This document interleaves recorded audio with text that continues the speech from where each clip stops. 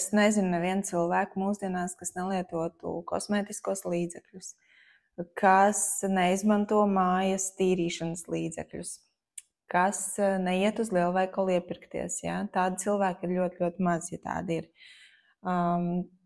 Tā produkcija veikalos, kas ir to sastāvā, kā viss, kas tiek izmantots ražošanas procesā, un arī gaļa, piemēram, kas ir audzēt šie lopi, izmantojot hormonus, tas viss jau nonāk mūsu sistēmā. Mūsdienās arī nav vairs jautājumu par ūdens un gaisa kvalitāti, arī tas viss nonāk mūsu organismā, un ja mēs tā padomājam, tad viss tas nav paredzēts dabā, lai nokļūtu mūsu organismā. Mēs vienkārši cilvēki esam to izveidojuši, un tas arī ir tas, kas nonāk mūsu ķermenī. Protams, mūsu organismam vajadzētu tikt ar to visu galā, tā vismaz liekas, bet lielākajai daļai, diemžēl, organisms netiek ar to galā, jo šī toksiskā slodze ir pārāk augsta.